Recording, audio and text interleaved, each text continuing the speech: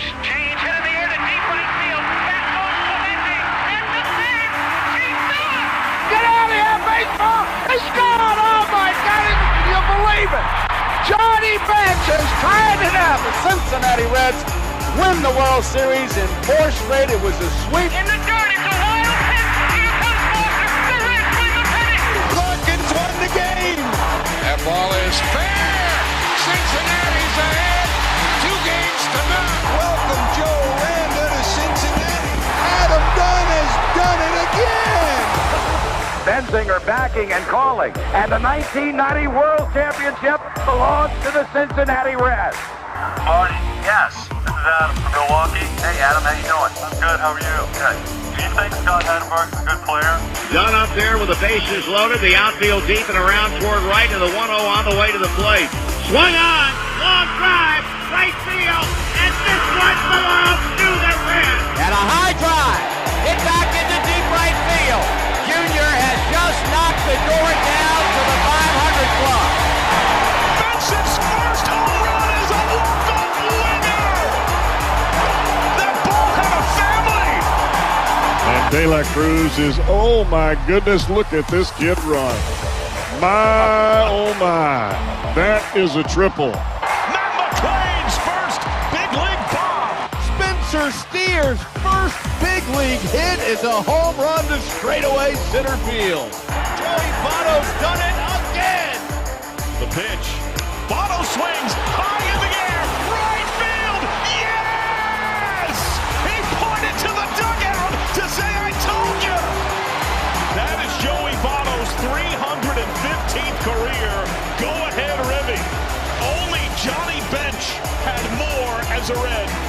And I can't tell you how much it means to play in front of everyone here in Cincinnati as a Red. What a gift. What a tremendous gift. So thank you. Thank you.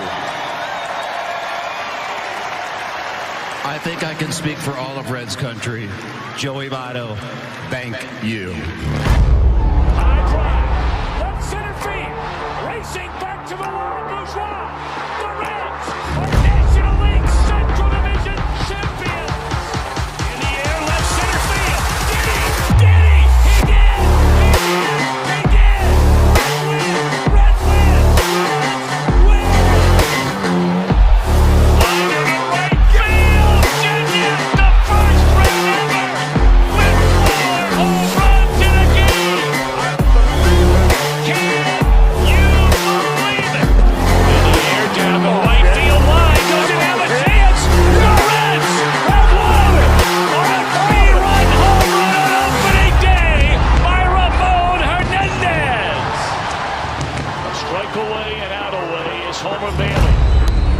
Ground ball to third. Frazier gloves. Throw to first, and Homer Bailey, for the second time in his major league career, has tossed a no-hitter. Oh, gosh.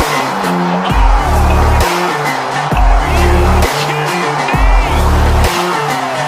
Holy Moses, the second player in major league history to hit 7 home runs in the first 10 games. In the air, and the Reds win. What a dream beginning to the career of Jay Bruce.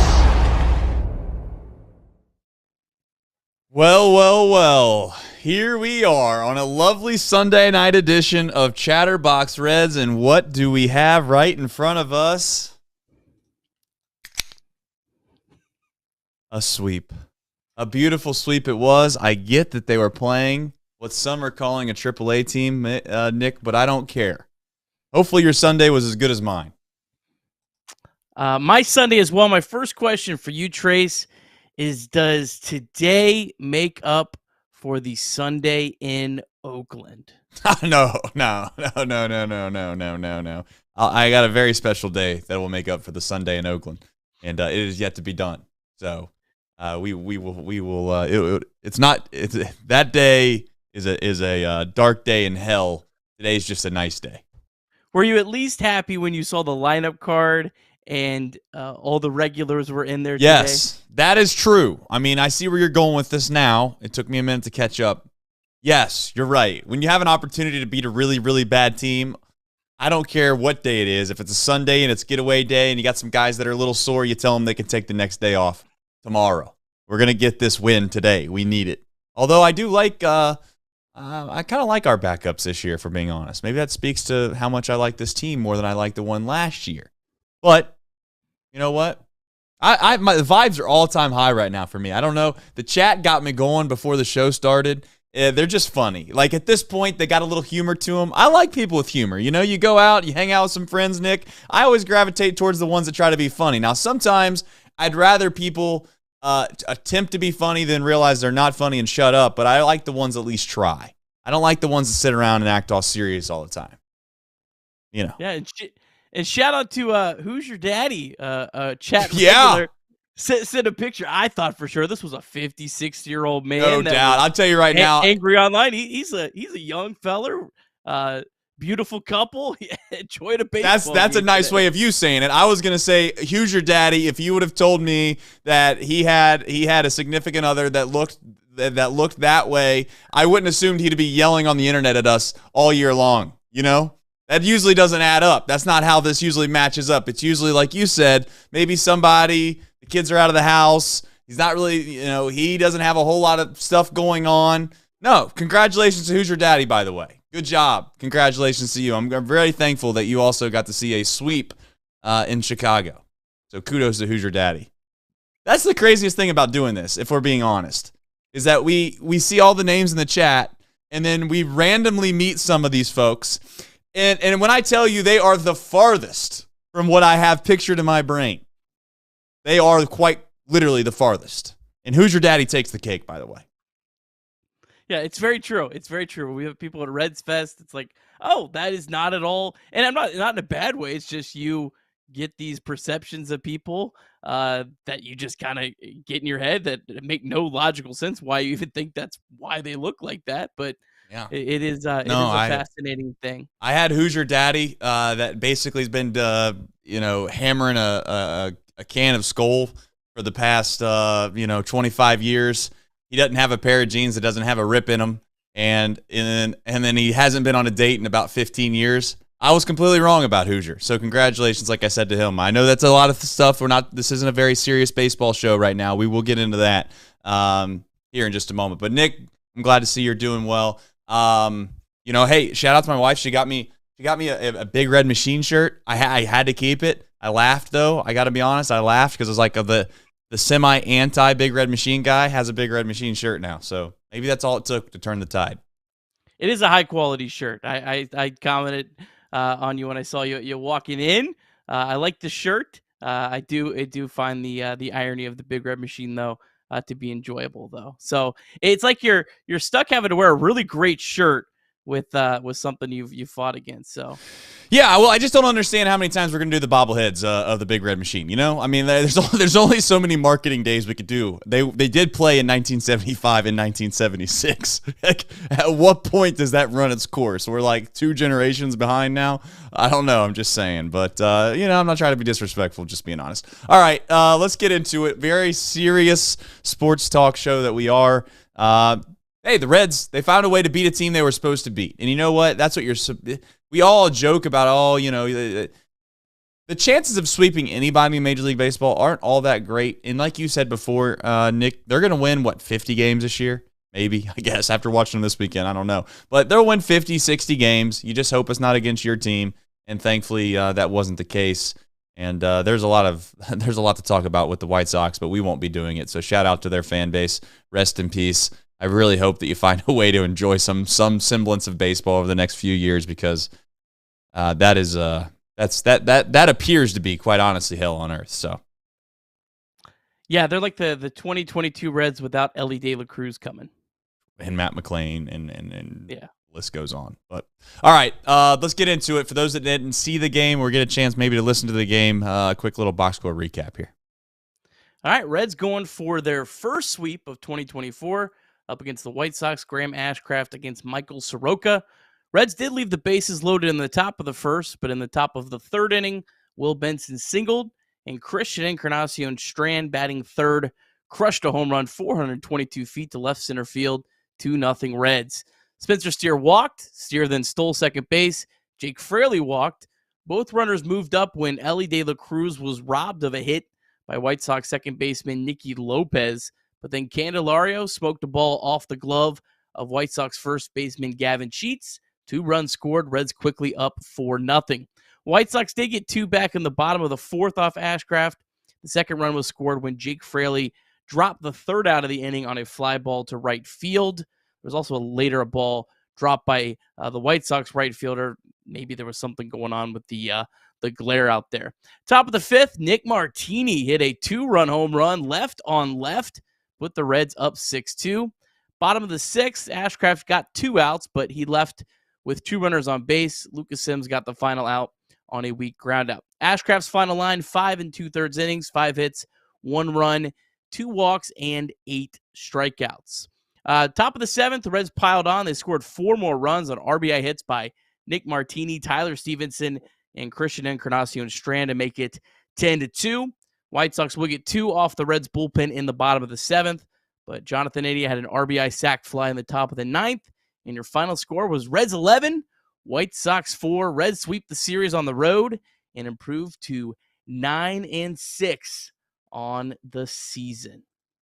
That is right, and we had a deep drive of the day, and who other than CES. DSC loves CES. We've known that from the very get-go here on this show, and DSC is a leader in renewable commodities for biofuel production, specializing in used cooking oil collection, aggregation, and sales. Visit www.deepsouthcommodities.com for more information. Thank you to John and his team at DSC, and for those that are wondering, it was a big time fly by CES, and it was nice to see CES get it going. You know, we talked about this on this show, I don't know how many times, like 3 or 4 shows in, we kind of kept saying, you know what, CES seeing the ball a little bit better. He's seeing the ball better. And thankfully today it somewhat paid off. Again, I'm always apprehensive to kind of get overly excited on this show because I do know that it was the White Sox, and it definitely seems like they are closer to the Barons. Is that their team? Is that the name of the Triple-A team? It seems like they're closer to the team that the Michael Jordan played for than the actual White Sox. But you know what? I'm not going to apologize for winning Major League Baseball games. So kudos to CES. Hopefully that gets them going. And we need them, quite frankly. We need them. So. Yeah, he's going to face 3 really good pitchers the next 3 days. So hopefully he actually is, coming out of it. I think CES is the kind of guy that when he's slumping, it's going to look almost worse than some other guys just because how he attacks the baseball, doesn't walk at all, just as a straight-up slugger, which you can be effective like that. I don't think it's the most efficient way. You'd love to have guys like Will Benson that work these 7, 8, 9 pitch at-bats, but that's who Christian Encarnacion Strand. He's just a guy up there that comes up swinging. He's a Vladimir Guerrero type hitter that can hit pitches that aren't even strikes 400 feet out of the ballpark. So when he's going bad, it's going to look really bad, but that's just who he is as a player. I like that David Bell continued to show confidence in his young hitter. I like that he didn't move him out of the number 3 spot that he stuck him in early in the year. He's letting him figure it out. And the Reds need a big season from Christian Encarnacion Strand. I think ultimately they'll get it. Well, he has all the tools. We've talked about it. He has the makeup. There's no question. It's just a matter of piecing it together. And it all comes down to one thing for most of these guys. I think at this point, it's just confidence. There's certainly an element of that because these guys are young. But I also think that there's an element of all of this because of this is the first time maybe expectations, in my opinion, are a little bit different for the vast majority of these guys. They expected to win last year. I'm not trying to take that away from them, but I mean, going in from last year, it felt like they were playing with house money, if that makes sense. You kind of got on a little bit of a roll. You get the winning streak. You kind of this new up and coming bunch. No expectations. This year there was expectations, and I think it's going to take some of these guys maybe a minute to get a little bit of their footing. And when they do, I hope for our sake, for Reds fans' sake, that they get hot. And they continue to be hot. And maybe that just means that they're good players all said and done. Speaking of good arms, Graham Ashcraft, what a wild guy this guy is. It's like trying to figure him out is hard, quite honestly. And maybe we talk about these young guys being roller coasters. Maybe the biggest roller coaster of all of them is Ashcraft, because there are times when I watch him throw. And I think to myself, is he going to be the? I say this, is he the best one of all of them? Because like he has really good stuff. Like his stuff is. I mean, I'm not trying to knock Hunter Green when I say this. I think his stuff's just as good as Hunter Green's, but I could also understand like Hunter Green, young guy, can continue to get better, et cetera, et cetera, et cetera. But when I say that, I genuinely mean it, and that's coming off of a 10 strikeout day from Lodolo just a day ago. So, again, there is an asterisk here. They're playing a team from the south side of Chicago, but at the same time, he's kind of parlayed this into a couple good starts. And he did a good job today, Nick, of extending himself a little bit. I think he got up to, 100 and he was over 105 pitches, I think. He was right around that number. And it felt like he didn't really fade off all that much. So, him being a number 5, I've said it before, I'll say it again. That gives me such a vote of confidence when you say, hey, Graham Ashcraft's your 5th starter. Now, whether or not he will actually be your 5th starter throughout the entire year in regards to, I guess his numbers per se, I don't know, but I do like the concept that he's going against what you would likely think that the other team's 5th starter. We're going to have an advantage almost all year, in my opinion. Yeah, 104 pitches today. Only gave up 3 hard hit balls the entire afternoon, so that was good to see. White Sox are a little bit better against right-handed pitching. Probably their best hitter, Gavin Sheets, is a left-handed batter that has incredibly drastic platoon splits. So, a good outing. Took care of business today. I'm with you. Like, Graham Ashcraft is the kind of guy that I feel like if you stuck him in Major League Baseball 15 years ago, he'd be the best pitcher out there. Like, no one. No, you're right. No one. He throws with this like ridiculous, his cutter is like 98 miles an hour. Like no one could do that. But now these hitters are so accustomed to that it almost makes a lot of what Graham Ashcraft do not as dominant. But yeah, I go back and forth in my head on him. Sometimes I'm like, man, Graham Ashcraft might be at the top of the rotation star, and then other times I'm like, man, I'm not sure if this guy's going to be in the league in 5 years. Honestly, that's how drastic it goes start to start with them. He's the hardest of all the Reds pitchers to figure out, but he continues to get it done, and kudos to him. Speaking of another guy we've gone back and forth on, Nick Martini. Just the other day, I think we were talking about if he doesn't get it going relatively soon, he's going to have a tough time keeping his roster spot. And then I obviously quickly mentioned that if he gets 3 hits in one game, he's probably going to be, hitting 300 and slugging 975 or something along those lines, or having an OPS of 975. Long story short, good to see him get going. You know what? Martini's had so many good big moments. Do you think that plays a role? Like, do you think it matters to them? Like, because you can just look at the numbers and you can look at the analytics, Nick, right? And it will say, hey, here's his numbers. But then when you kind of scratch that away, he's had opening day, which is it's an elevated event, right? And then you add in obviously the home run against the Cubs last year. You add in a couple other big hits he had towards down the stretch last year, and it feels like he's kind of been elevated a little bit. I wonder if that matters or not to these guys. Does it to you? I think it does. I mean, I think the Reds love him. They love his fit. He definitely, whenever you see a shot in the dugout, like he's the guy that they love having around. But I know it's all come in 2 games, but he's hitting 290 with a 980 OPS. So that's who Nick Martini is. He's a guy that has developed some real power. I think he's fine. I mean, he's batting like 7th and 8th. He's batting 8th in the lineup. And he's a guy that could do some damage. I don't know what his end of the year numbers will look like. I could see it, going, pretty drastically one way or the other, but I don't have any issues with him. The Reds also don't really have a whole lot right now down in Triple-A. Blake Dunn's been out all week. He's only been pinch running. Jacob Hurtubise is on the IL. Reese Hines looks absolutely lost. The only guy they got is Connor Capel, which is maybe a Nick Martini light, if we're being like, so right. It doesn't really matter, but the Reds do. I know they love this guy. I've heard a lot about Charlie Goldsmith told me a lot at spring training about how they just love Nick Martini and his fit with this team. But right now he's producing too, so it's kind of a win-win. Yeah, I mean, all it took, as I said before, was maybe 1 or 2 games of him having, a good solid game at the plate, and you're going to find yourself in a position where you look at his numbers and they're going to be A-okay. And you add in the idea of a clubhouse kind of fit. I think that they listen, whether you agree with all the things the Reds do or not, they clearly decide They make some of their decisions based off of the way in which guys fit in the clubhouse. They love Nick Martini in that area, and not to bring down a house full of rage here on the internet, but there's a reason they said no to a certain pitcher at the very beginning of there being speculation of him being available to be able to sign with the Reds. They nixed that idea very quickly, and I think the reason for that is because they clearly care a significant amount about what the clubhouse looks and feels like. So, something to keep in mind with Martini. And a guy like Nick Martini, I think is a good balance with this team, where you have these guys like Ellie De La Cruz that just came up with all their tools, Christian Encarnacion, and you got all these guys that were, these really highly regarded prospects. And then you have a guy like Nick Martini that's been a grinder, that's had to grind to get to the big leagues, had to go play overseas just to kind of keep his baseball career alive. I think there's kind of a good balance of kind of having both of those type of players in your clubhouse to kind of help some of the younger players along as well. Yeah, got some grit. Nick Martini's got some grit. All right, moving forward here in the show, as always, we have a sponsor, and they are Game Time. They have a beautiful ticketing service that you can use. You can get the tickets in 2 clicks. You can see where the seat is, and if we're being honest, they're really good deals.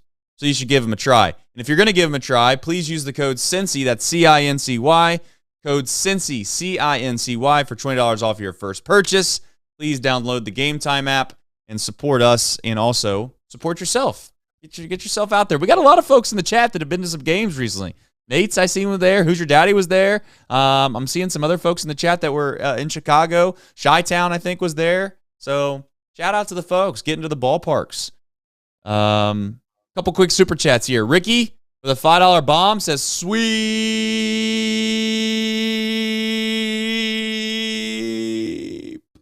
Hopefully I did that right. LFG. I think that means something, but you'll have to figure that out on your own because it's a kid's show. And then Ned Flanders. I know that we don't have bullpen on here right now, but we can kind of talk about this right before we get into Mr. Benson. Justin Wilson, long leash or early DFA candidate. And I'll start and I'll say I think that matters a significant amount of what's behind him. Sam Mull not being available is a big deal, right? I don't want to overreact on this one game, right? But I would say Justin Wilson's pretty low on the totem pole in regards to guys that I trust right now coming out of the pen. But kudos to him. He got out of it. And on top of that, I would say he got a big out. Who did he throw against? He got a big out against Bryce Harper in that Philly series, too. I don't want that to get lost on everybody either. Bases loaded, right? Bases loaded, a big spot. And yes, he got him to, I don't remember exactly how he got him out, but he got him out, and that's all I care about. Yeah, I mean, he's only pitched 5 times this year. The Reds are paying him $1.5 million, so I don't think they're just going to, this early in the year, I don't think they're wanting to just dump guys that they put that much money in.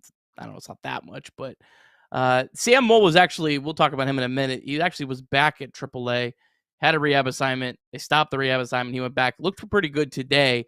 But I'm assuming they're going to want him to really, prove it a little bit more. Right. Mull also does have options. I know he was so good last year, but some of this is a numbers game and keeping as many arms as you can have available throughout the course of the year, so you're not having to dip deeper and deeper and deeper down to your bullpen.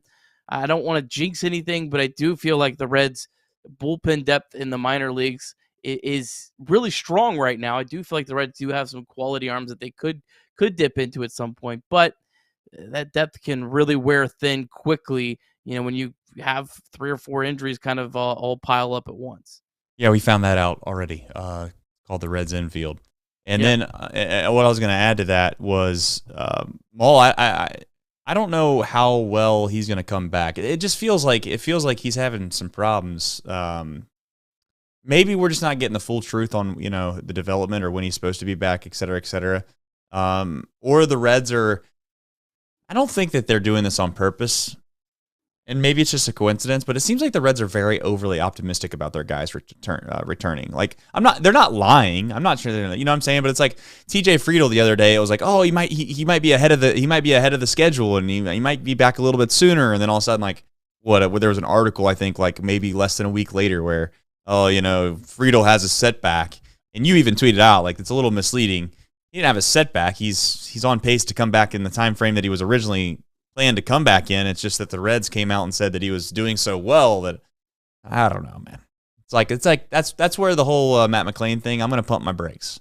If I see Matt McLain before opening day of 2025, I'm not gonna say I'd be shocked. I'll just be pleasantly surprised. It's one of those things like I don't know what other teams do because I don't pay attention to it, but Right. I wonder, is every major league team, this way? My guess is they probably are. I don't know. Maybe that should be the next time I start asking. I do like the little podcast that I did where I'm asking someone from each NL Central team to talk about their team. Maybe that'll be a question I'll ask. Do you feel like your team over exaggerates injuries and is too optimistic about it? And if they all say yes, then we're like, oh, this is just how they all do it. Right, it'd be par for the course at that point.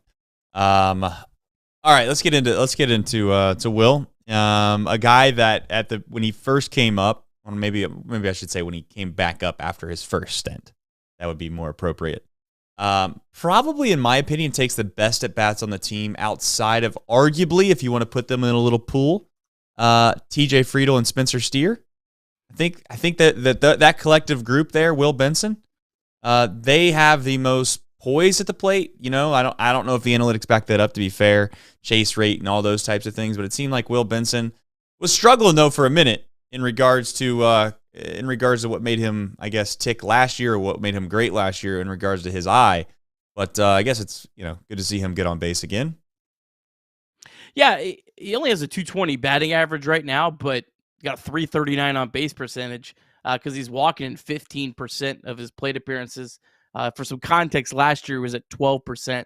MLB average is usually about 6 or 7. So Will Benson is turning into a guy that isn't like Joey Votto level of getting on base and walking, but this is a real skill for him. And it's just nice because even when he's slumping a little bit, you're never really slumping all that bad because you're drawing walks every single night. You're getting on base, and he clearly is a guy that can steal a lot of bases. He stole 2 today. He's got 4 already on the year. So it's just it's an incredible tool that he has. Like, he's got a 121 weighted runs created plus. That basically means he's been 21% better than league average as a hitter overall, and he's hitting 220. So just his ability to see pitches, it's remarkable, man. I just man, what a steal that the Reds got this guy last year. I mean, what a steal. Go ahead. Just that whole, like, I mean, there's going to be another trade where the Reds get completely fleeced on. It's going to it's going to even out at some point. But the whole, like, you get Christian Encarnacion Strand and Spencer Steer for Tyler Mahle, and God bless him, he blew his arm out 2 days later. And then they take one of the players they got back and they flip it for Will Benson. Like, there's just never going to be a better a string of events than that. Yeah, and I mean, that's what gave Nick Krall probably some street cred per se. I think that's when he that's when he started people started making shirts about him and stuff like that. That's the word on the street. There was something else I was going to add about Benson as well. It's going to be interesting to see what happens when TJ comes back, because if Will Benson continues to play center field as well as he's played it as of late, it's almost like, are they going to be tempted to be like, hey, this guy actually might be a natural fit in center field? Do we try to manipulate this a little bit and put TJ somewhere else? I know TJ's been great out there. I don't know. It'll be that is actually a really kind of a tough decision, if we're being honest, because maybe Benson could slide to right field and nothing would change, and he continues to get better and better defensively. But I think the reality is sometimes guys just see the ball better or see the field better from certain positions, and we'll find out when it comes to Will Benson on where they decide to play him. But it's nice to see him make some plays in the outfield. And overall, not to go deep down the rabbit hole here, but it was nice to see a lot of guys make some pretty good plays in the outfield, if we're being quite honest. Outside of Fraley, just having a I don't know, a blip on the radar and just dropping a ball. A really good, clean defensive effort from the Reds. So hopefully, I want to say hopefully that'll continue, but I know the answer to it. I'm not trying to be negative, so I'm not going to say anything else. The Reds had a great series defensively. Like, the 3 games that they put together defensively against the White Sox were incredible. I mean, there was play after play after play all weekend. So, you'd like to maybe we save some of these defensive plays when we have a little bit slimmer of a margin of error. But no, it was awesome to see just everyone playing well. Will Benson's interesting. I know I tweeted earlier today, hey, maybe he's just more comfortable in center field. I looked a little bit deeper. In the minor leagues, he only played 87 games in center, played 123 in left, and 298 in right. So he was a lot more acclimated in the corners. It's one of those things where I don't know if he just got better this offseason or if he's more comfortable. Maybe it's a little bit of a combination of both. As you like to say, the truth could lie in the middle there. Yeah, it probably does. I don't think you can get cute and move TJ Friedl, who's a proven great defensive center fielder. But I see Will Benson making these plays that are just like, man, he looks a lot more comfortable out in center. This is where, and I know I give a lot of, I kind of, what's the right word to use? I kind of poke, jab, and have fun sometimes with the analytics and the StatCast. This is where I would rely on StatCast a little bit here to try to figure out what this all looks like, just because I'd like to know, how much speed Will Benson has. What kind of jumps are we getting? Are these great plays truly great plays, or are they, or are they maybe just kind of a little bit of a facade just because he's not getting as good of a jump as TJ Friedl would have gotten, those types of things. So as much as I make fun of outs above average and those types of kind of characteristics from time to time, I would give it some thought on trying to look into that and see, what ultimately you make of it. But we'll find out at a later date. Not something I'm overly concerned about, if we're being honest, about where is Will Benson going to play. But I'd like to have TJ Friedl back, as long as we get the TJ Friedl back that we had before, right? I'm always scared about that, if we're being honest. When guys go down, it's like, when they come back, are they going to be the same player? And I'll say the same thing about McClain. I love Matt McClain, but he's been out for so long now that it feels like I've kind of forgotten what it looks like to see him play. So we'll see, and they all get back. Another guy,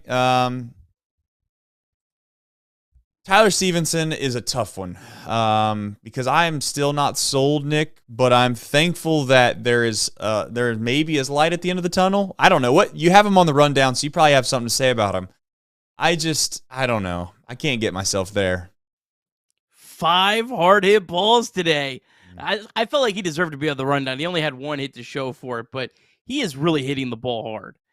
He looks like a different player offensively to me so far this year. He feels like, it's almost like, really going back here, it's almost like Ryan Hannigan. Ryan Hannigan's first couple years, he was just a guy that it was a singles hitter and that's it. And then there was one off season where I remember a quote from him. It always stuck with me.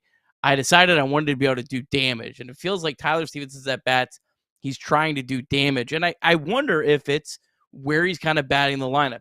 You remember he was batting 3rd and 4th at the beginning of last year. Now he's at the bottom of the lineup. Hey, look, if I strike out, it's not that big of a deal. If I don't get on base, it's not that big of a deal. I'm going to go up. I'm going to, take some really good hacks. I'm going to try to do damage. And it feels like he's doing that this year.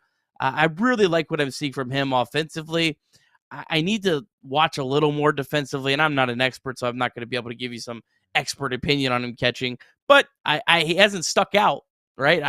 He's gotten better. He's been a liability. I don't know how much better he is, but it's nice to not every night be like, yeah, Tyler did this, and this. I haven't seen any of that.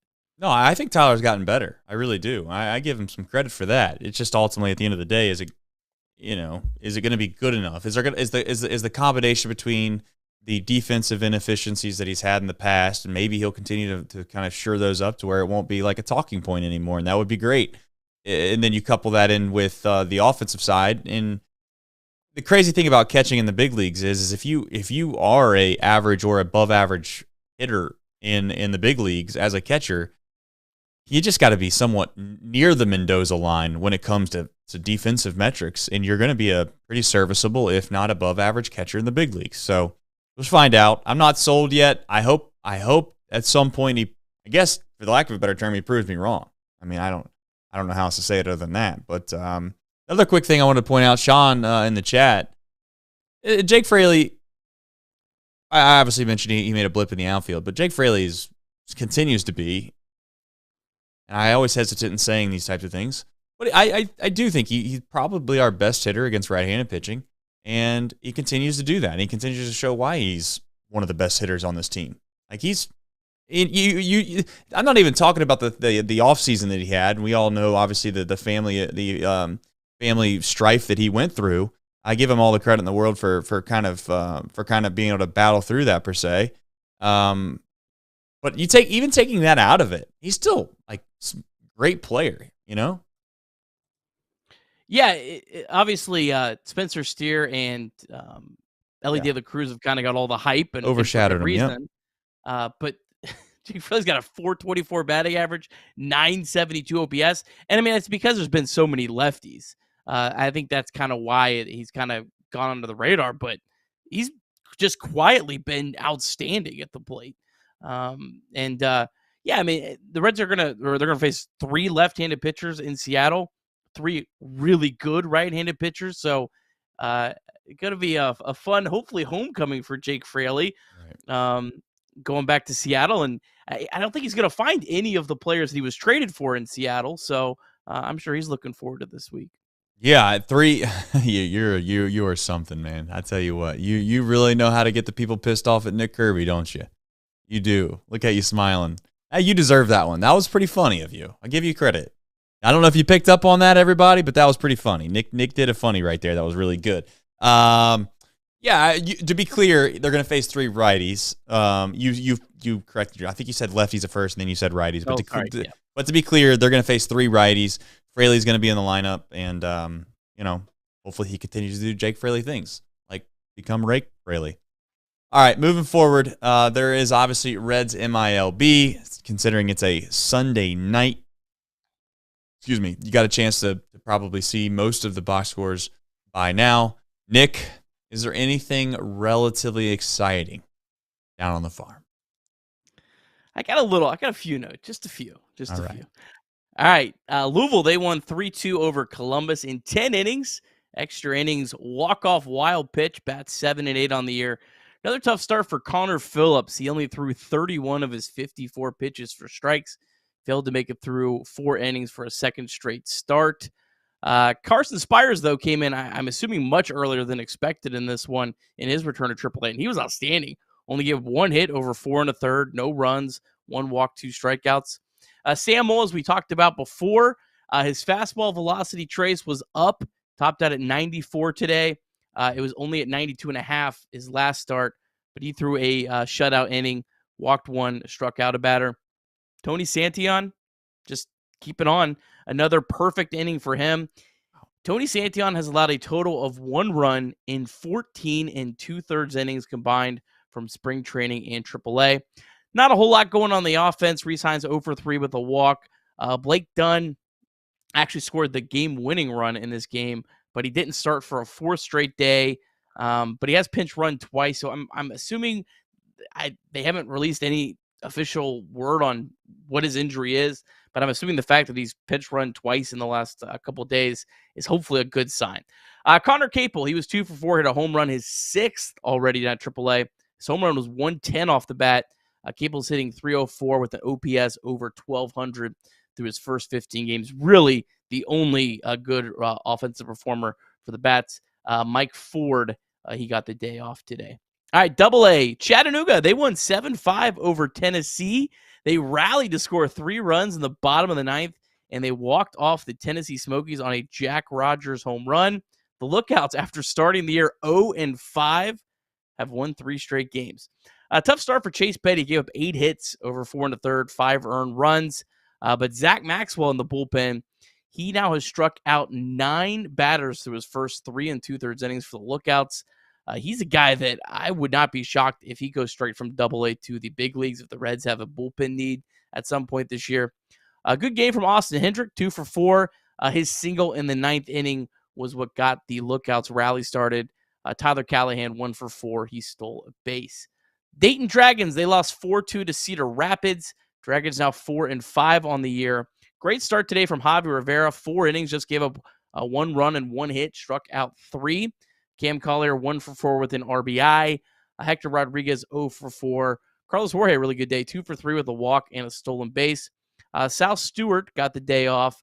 Victor Costa, he's really struggling to start the year. He was the guy the Reds got back for. Brandon Drury, just 1 for 24. That's a 0.42 batting average. All right, and then Daytona, they were the last team. They just went final a little bit ago. They lost 10-8 to Palm Beach in 10 innings. Tortugas gave up 5 runs in the top of the 10th. They fall to 4-5 on the season. But some good offensive performances. Alfredo Duno, he was 2 for 5 with a double and a walk. Ricardo Cabrera, he was on base 4 times with a double and a home run, his first of the year. Tough days at the plate for Carlos Sanchez and E. Smith Pineda. Carlos Sanchez, really rough day, 0 for 5. Was caught stealing and committed 3 errors in this one. So that's your Reds MILB presented by DSC. And if anyone else wants to sponsor them, you can get your name on that. Carlos Sanchez. You had a rough one. Brother, you just gotta find a way to take that one on the chin and just move forward. I mean, that's a tough day. 3 errors, man. I mean, there's been weeks where you play baseball and you don't get 3 balls hit to you, let alone 3 errors in the same day. That's tough. Again, there's no video on this. Again, remember Reese Hines committed 3 errors the other day. I went back and was able to watch that, and I watched it. I was like, those 3 errors were a little sketchy. So you never know, who knows who's the scorekeeper for the low A Daytona Tortugas. Yeah.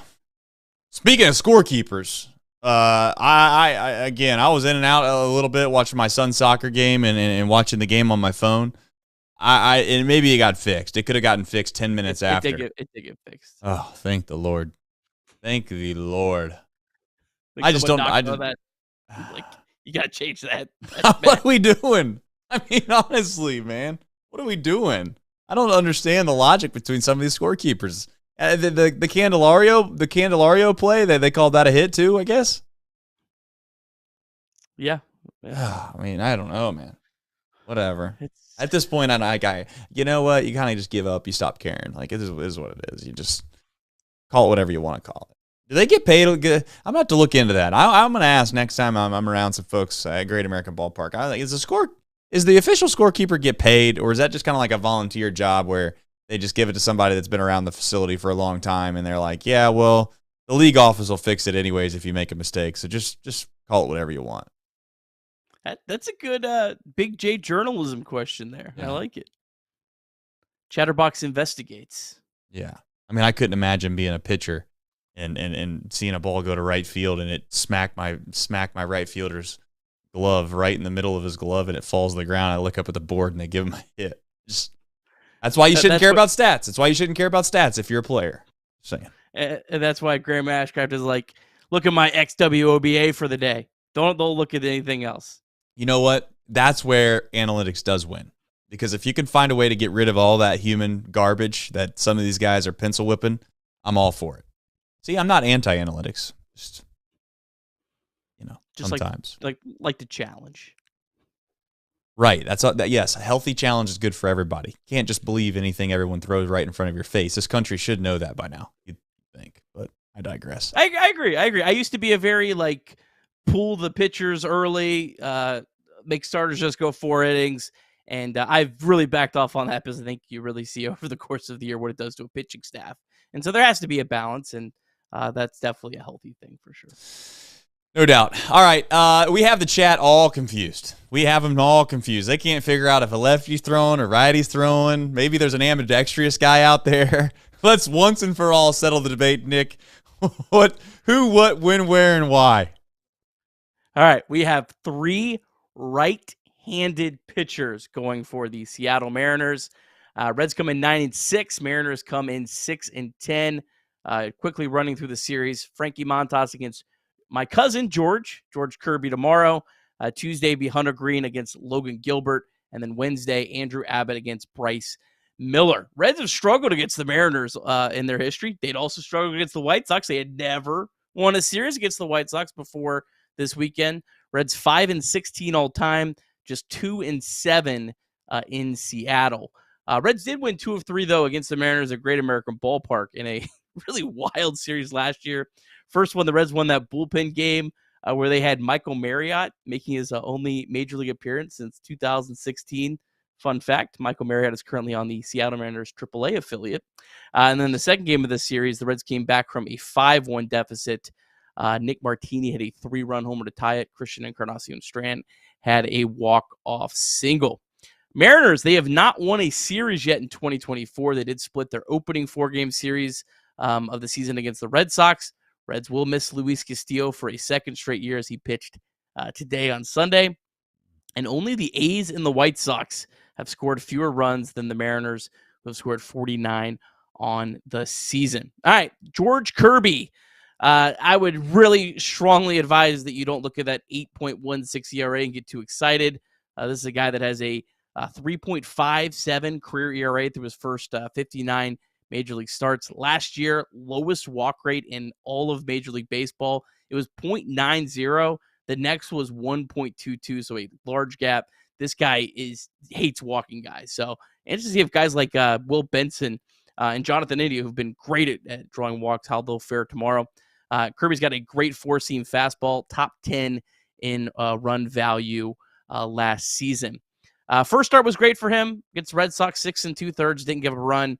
But last 2 starts, he's given up 18 hits, although he has not walked a single batter and just gave up 1 home run. So he's probably due for some positive regression. He's never faced the Reds. Only 3 Reds to face him: Candelario 0 for 2, Espinal 1 for 2, and Bubba Thompson 1 for 2. Frankie Montas for the Reds, coming off his worst start, wasn't really that bad. 5 innings, 3 earned runs, 5 runs, 3 earned runs. He's faced the Mariners a lot, Trace. 12-9 over his career 2.72 ERA, career 2.05 ERA in 22 innings at T-Mobile Park. A lot of guys have faced him. Crawford's 4 for 20. France is 6 for 13. Julio Rodriguez 1 for 4 with a home run. Cal Raleigh's had a home run against him as well. But this is a good test for the Reds, Trace. Going up against the Seattle Mariners, I think a team that has underachieved to this point, but clearly a much better team than they kind of showed so far. But hopefully the Reds pitching, I think the Reds have good pitchers lined up in this series, Trace, can capitalize on an offense that's struggling right now.